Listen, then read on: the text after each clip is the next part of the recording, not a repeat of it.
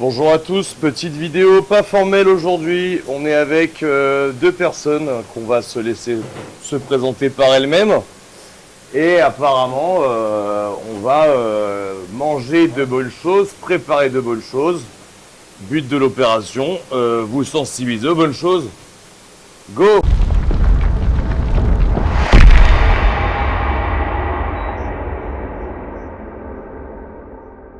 À compter de maintenant, on va vous proposer des contenus de temps en temps qui sortent complètement de l'ordinaire, un peu plus terroir, un peu plus vestimentaire, un peu plus festif. C'est les vacances et on va orienter la chaîne vers une autre dimension, mais j'en parlerai prochainement. Ce soir, c'est pas l'heure. Viens là. J'en profite pour goûter ça. Salut, salut. Je te laisse te présenter. Bah, Louis, j'ai fait Bocuse à Lyon. Et ouais, je vais rester humble, je me présente succinctement, j'ai fait Bocuse à Lyon. Ok, simple, efficace, comme mon ami Jérôme. Ouais, okay. Ouais, pareil, bah, j'ai fait Bocuse aussi du coup à Lyon.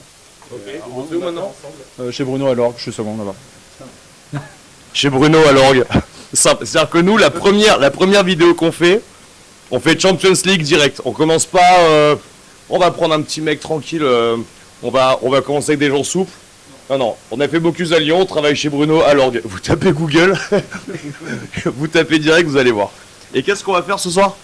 Des terrines de sanglier, maison avec du laurier, de l'ail, des petits pistaches, simple, efficace. Sylvain, est-ce que tu peux ne pas dire d'où vient le sanglier? Alors c'est une très bonne connaissance. Voilà. Quelqu'un qu'on connaît très bien qui nous a donné ce sanglier. Voilà. Qui gambadait et qui ne gambade plus. Il gambadait et il gambadera plus. Là. Bonjour. Bonjour. Donc ce soir on apprend à faire des terrines de sanglier avec deux mecs qui ont l'air de connaître un tout petit peu la cuisine. Et au passage, vous avez vu, donc ça j'imagine que c'est la préparation qu'ils vont faire. Et au passage, on va s'exploser la panse avec... t'as choisi quoi? Charcuterie? On a de la charcute italienne, de la charcute corse, de la charcute d'Ariège. Louis a ramené du boudin, boudin basque. Ah. Tu peux nous redire comment ça s'appelle? Ça, c'est du boudin basque de chez Louis Hospital, situé dans le Pays Basque. Et disons, il y a de la gorge, il y a de la langue, des oreilles, c'est assez texturé, légèrement relevé avec un peu de piment d'Espelette. Ça claque. Champions League, direct. Première vidéo. Là, le problème, c'est que là, quand on va vouloir le refaire, ça va être vraiment très compliqué de faire aussi quali. On a aussi un petit peu de vin, hein, forcément, la sanglière. Famille de Victor, là où bosse Sylvain. Moi, j'ai ramené un truc souple, hein. Savigny-les-Beaunes, tranquille.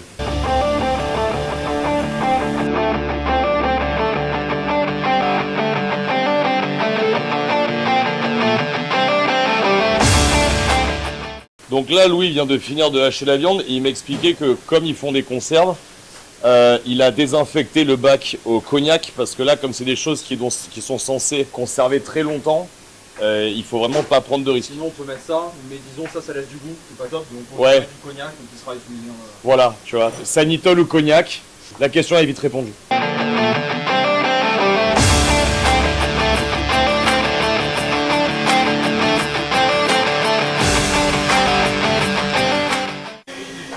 Ça, mon copain, ça c'est berry spécial, ça. Ça, mucho gusto.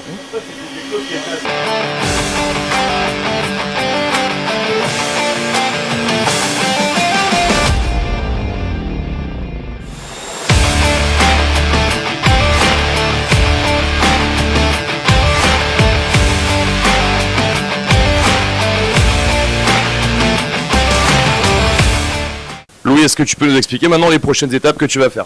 Prochaine étape, déjà il y a les bocaux qui sont en train de pasteuriser depuis tout à l'heure à 85 degrés pendant 1 heure. Là, depuis tout à l'heure, il y a le pain de mie qui se réhydrate dans la crème avec de la sauge du jardin que j'ai haché tout à l'heure. Le poivre a été concassé directement et après on va commencer à tout assembler et après mettre directement dans les bocaux. Une petite feuille de laurier par-dessus et après on n'a plus qu'à les lancer en cuisson pendant 2 heures à 85 degrés. Allez, bon, et le tour est joué. On va suivre ça, c'est parti. Raconte-moi la jonquière un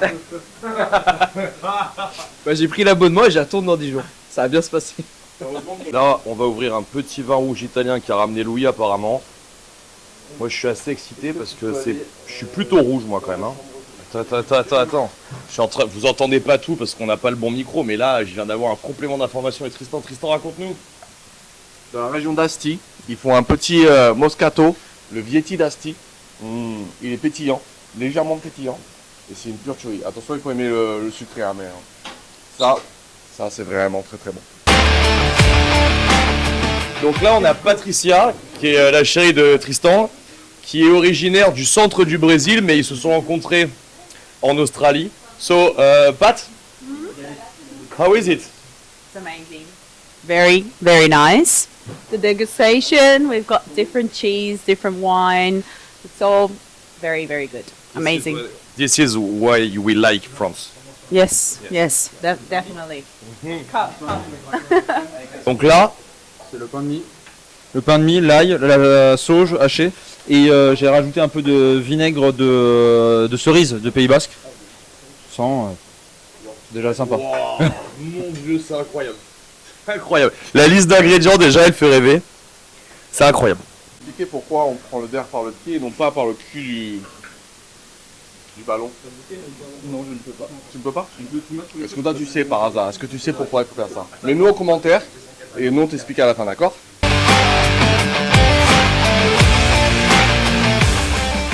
Du coup les gars, j'ai une petite question. Quel est l'intérêt du vinaigre de cidre? Pour la conservation, mais surtout pour casser un peu l'acidité, enfin avec l'acidité du vinaigre, casser le côté gras de la terrine. Et c'est mieux que le vinaigre balsamique, parce que le vinaigre balsamique c'est trop sucré, trop moins acidulé que le vinaigre de cidre. Pecorino aratorufo. Oui, parce que Sylvain est pas du tout italien. Pas mieux. Ah merde. Par contre, Alessia, elle est vraiment beaucoup. Elle parle pas. C'est la chicologue du groupe. Elle parle italien. Chicologue, donc dentiste. Traduction. Donc, comment tu t'appelles? Alessia, Ton frère s'appelle. Silvia. Voilà. Il n'y a pas de doute, il n'y a pas de doute. Ils sont italiens.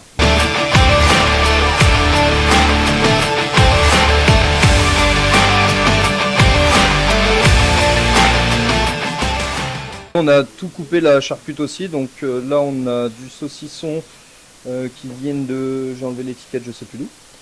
Là on a de la noix de jambon, ça c'est très bon. Là-bas on a donc le saucisson d'Ariège, le saucisson, tu l'as ramené d'Italie, hein, c'est ça? Ouais, Bocconcini, et le figatelli. On a de quoi faire. Bien se passer, ça va bien se passer. Ça va bien se passer. Et là on a un petit tablé de pancetta et coppa d'Italie. Voilà, pour hydrater et prendre des légumes, c'est important. La viande, c'est de la viande qui a été élevée, tu vois, sur des coteaux d'Est, tu vois, en général, qui ont été beaucoup exposées au vent. Du coup, elles sont plus sportives, plus robustes. Et tu vois, elles ont tendance à être plus claires. Regarde, tu vois ce côté, c'est plus clair. C'est parce qu'elles sont plus sportives. Ça, c'est des viandes qui courent au matin. Ça, c'est des viandes qui courent à la rosée du matin. Du coup, elles ont tendance à être plus hydratées. Et ça donne du corps. Et ça donne beaucoup de légèreté aussi. Voilà. Si tu veux plus de conseils sur la charcute, tu m'appelles. Donc là, il est temps d'ausculter l'ensemble des personnels. Non, pas du tout. Chacun va faire sa petite terrine que Louis et Jérôme nous ont préparée. Donc, ils ont mis l'ensemble des ingrédients. On l'a vu bien malaxé comme il faut. Comme lui nous a expliqué, les pots ont été pasteurisés. Donc, l'anecdote, c'est que pour faire des trucs comme ça, vous avez vu, il n'y a pas besoin de trucs de fou. Il faut un hachoir à viande, de la viande que vous allez hacher. Et après, un assaisonnement particulier. La suite, Louis, explique-nous. Là du coup on a le pot qui est stérilisé. On met une première partie au fond pour vraiment tasser, pour pas qu'il y ait de bulles d'air en dessous. Et après on les charge. Pas forcément vraiment à ras parce que pour que ça cuise tranquillement. Et là après Jérôme il met la petite feuille de laurier, après on referme les pots et c'est terminé. Allez, c'est parti.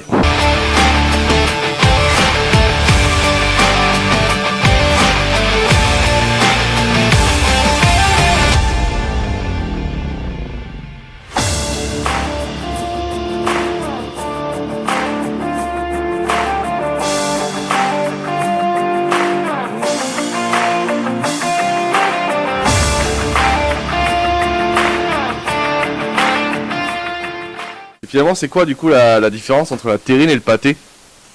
Thank you, Patricia. Voilà, disons la différence entre terrine et pâté, c'est disons la recette, la cuisson aussi, et après au niveau du comment ça s'appelle, dans la terrine il y a un peu moins d'œufs que dans le pâté. Parce que du coup ça se conserve plus longtemps, du coup on évite de mettre trop d'œufs dedans. Est-ce qu'on en a parlé, mais pourquoi t'as mis du pain de mie dans la terrine avant? Pour lier, c'est pour épaissir et pour lier, disons pour adoucir aussi un peu le côté fort du sanglier. C'est pour ça qu'on n'a pas mis que du sanglier et qu'on a mis aussi de la chair à saucisse, parce que sinon ça peut être trop fort et pas assez gras.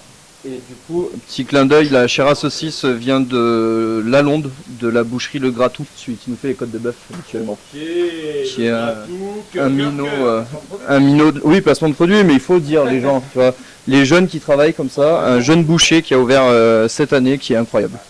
Voilà. Faut le dire, il faut le dire.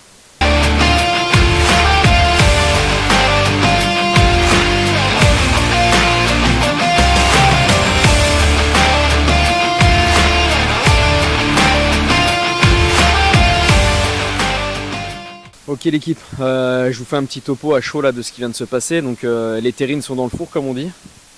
Et bon là la vérité c'est qu'en fait on n'a absolument pas suivi le process de préparation. Ils sont déjà complètement tous bleus. Donc ils sont déjà quand même pas mal entamés en termes d'alcool. Soi-disant au passage qui était plutôt correct. Nico avec son t-shirt des affiliés de battle, Guillaume avec ses trucs tenus de l'armée là, bon vous vous doutez bien que ça n'a pas trop de sens, mais on va faire en sorte de passer une très bonne soirée.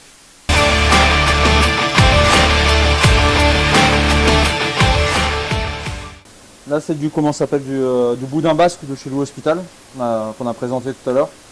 On fait juste colorer de chaque côté et après on déglacera au vinaigre de cidre.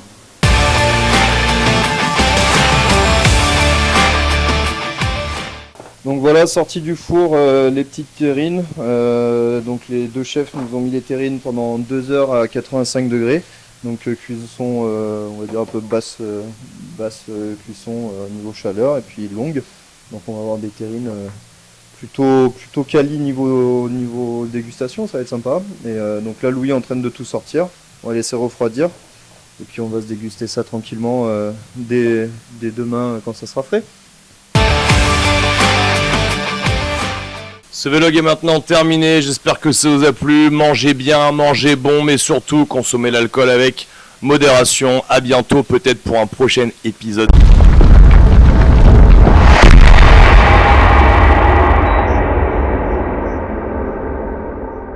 Je me trompe? Vas-y. C'est parce que quand on met la main, ça réchauffe le vin. Oui, monsieur.